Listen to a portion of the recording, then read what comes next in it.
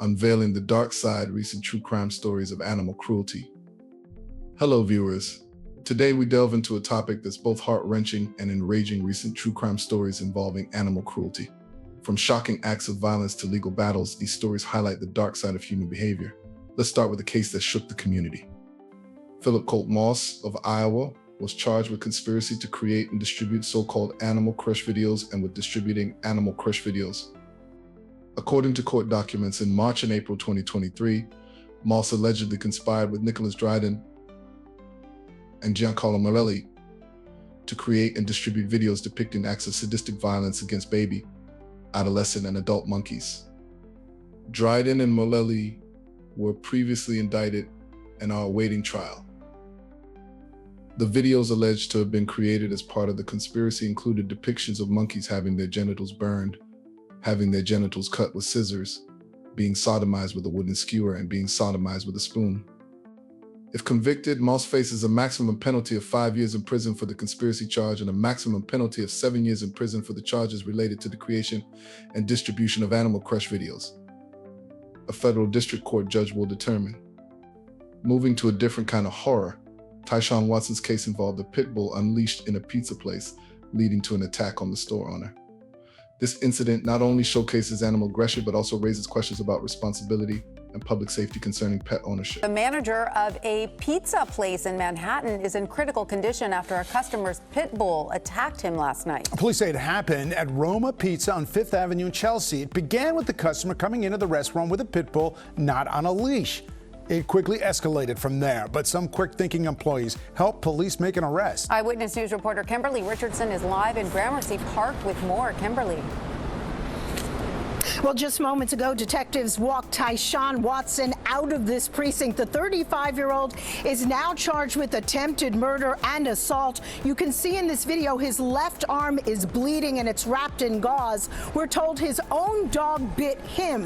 One of the many disturbing details in this case is that those working in the pizzeria tell me after Watson's pit bull attacked the victim, Watson was overheard telling his dog he would not get fed because he didn't complete his orders. He didn't do his job. Detectives were back at Roma Pizza today. That's where this unfolded just before 10 last night, both inside and outside of the restaurant on 5th between 19th and 20th Streets. Friends tell me Zach El Sharif is in the ICU. He can't speak. The 47-year-old is in critical condition. He is the night manager, and when Watson came in with his dog off the leash, Zach told him he had to eat outside.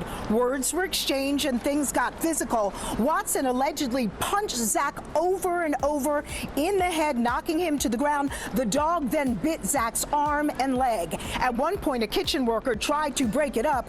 The dog turned on him. It spilled outside onto the sidewalk where Eli, a worker who didn't want to show his face, tells me the vicious assault continued. The guy even stumped his head after Zach was on the floor bleeding. He stumped him 3 times in the head. Imagine, this could have been anybody else, a kid maybe. You know, dogs being unleashed in the city I think it's not correct. He's been working here for a year. He's a manager, so he knows, he's taking care of everybody here and there. But everybody's worried about him. We just working, we're doing our job. We're not outside looking for trouble, anything like that, We're here making our day, trying to make a living. And listen to this. After the assault, Watson went back inside the pizzeria. His dog was with them. Workers were able to run to the kitchen, lock that door, run through the basement, back up to the ground level, and lock the front door from the outside, trapping the suspect and his dog inside the restaurant. That's where he was arrested. Just moments ago, as Watson left this precinct, he had a message to the victim saying his heart goes out to him. We'll have much more in the story coming up at 6. For now, Isaac Justin from Portland was arrested on charges of aggravated animal abuse. The details of his case, including the brutal beating of a dog, have sparked outrage and calls for stricter animal cruelty laws. The whereabouts of the dog involved remain unknown. adding to the tragedy. In lieu of tips and a heightened alert from authorities, the man Portland police say was caught on camera abusing a dog has been arrested. The suspect made his first court appearance today after being found over the weekend only a mile and a half from the scene of the crime. Fox 12's Dylan Scott joins us now with the latest from the Pearl District. And Dylan, this is a case that got a lot of attention from our viewers, wanting to know what happened to this man, where he was, and what happened to the dog as well. Pete, absolutely, and that interest turned into some key tips, and those tips turned into an arrest right around here on Saturday. Now, we spoke to a lot of people who saw the video, and they say they are glad that 25-year-old Isaac Justin finally saw his day in court today. But again, they worry about that dog in the video and whether or not it is still in danger. District resident Nelson Abil says he had a front row seat to Portland Police's arrest of wanted 25-year-old dog abuse suspect Isaac Justin of Portland Saturday afternoon. First, one police car pulled in and they had the guy, and then 3 more police cars came in. After startling surveillance footage released last week showed a man whipping and beating a dog inside an elevator at the Louisa Flowers building, the Portland Police Bureau says numerous tips came in, the most vital allowing the Major Crimes Unit to apprehend Justin at Northwest 13th Avenue and Northwest Flanders Street. The guy was not struggling, and they handcuffed him, and they put him in a patrol wagon. On Monday, Justin had his day in court, pleading not guilty to 3 counts of first-degree aggravated animal abuse and another 3 of animal abuse. He also refused to answer authorities' questions about the whereabouts of the dog in the video. But that doesn't mean the community won't stop looking. And that's kind of hard with a black lab. There's only like 5,000 of them in the city, it feels like. But yeah, I mean, keeping an eye out for stray dogs is kind of normal, I think, among dog owners, especially in this area. For those we spoke to, like Dana Cruelty and his best friend Shasta, a crime like this, whether it's concerning people or pets, highlights the fact that if you see something, say something. If we see it happening, to not just be a bystander. I mean, I know it kind of puts us at a little bit more risk when someone's having a moment, but I think that's kind of my takeaway. It's like, be more involved when you see those sort of things happening. And Justin is currently being held with a $30,000 bail for this arrest and some outstanding warrants. Anyone with information of the dog in this video, of course, continue to look for him, is asked to reach out to Portland Police. In Texas, Aisha Young faced charges for animal cruelty, a case that brought to light the often hidden acts of violence against animals in domestic settings.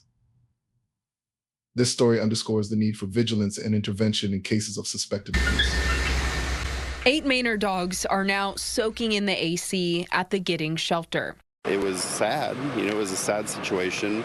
They were found by Maynard police locked in cages in a backyard when it was 104 degrees with a heat index of 108. Police say they had no food or water, and 2 were in sweaters. One neighbor telling police they had been in those sweaters since winter.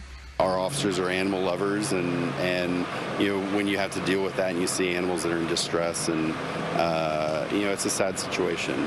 A 9th dog died at a nearby animal hospital. The dog's owner, Aisha Young, is charged for leaving all 9 of them outside. It's serious, but we took that situation and we tried to make it a situation where we could educate our public. Maynard police are asking pet owners to bring man's best friend inside this summer, especially during the heat wave, and never leave them outside without shelter, food, or water. It's not something that just should be taken lightly. You are their parent, you're their caregiver, and they depend on you to care for them. And so we just ask the public, if you are up for the responsibility of pet ownership, just make sure that you're doing it right and keeping our little fur babies safe.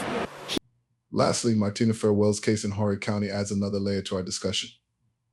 While specifics might differ, the theme remains consistent acts of cruelty that not only harm animals but also reflect on the moral fabric of our society. A woman is now out on bond after being accused of mistreating dogs. We do want to warn you, the details of this story might be disturbing for some viewers. Conway police responded to the home of Martina Farwell on Singleton Street back on May 1st for a welfare check. Officers found 2 pit bull mixes, one of which was a puppy. Both animals were, quote, severely malnourished and emaciated. The adult dog was also eating the remains of a dead dog at the home. Farrell was not at the home that day and was just arrested this past Friday. She's now charged with 3 counts of ill treatment of animals and has since been released on a $15,000 bond. The 2 surviving dogs were turned over to the Horry County Animal Care Center. These cases are not isolated incidents, but part of a broader issue. Social media platforms have been criticized for monetizing content that includes animal cruelty, prompting calls for better content moderation and legal frameworks to protect animals. Experts suggest that education, stricter laws, and community involvement are crucial in combating animal cruelty. But what can we do as individuals if you witness or suspect animal cruelty? Report it. Support organizations fighting for animal rights. And remember, every small action towards kindness can make a big difference. Thank you for joining us on this somber journey. Let's hope for a future where stories like these are anomalies, not regular news. If you found this video informative, share, and subscribe for more content that matters. Together, we can advocate for a world where all creatures are treated with the respect they deserve.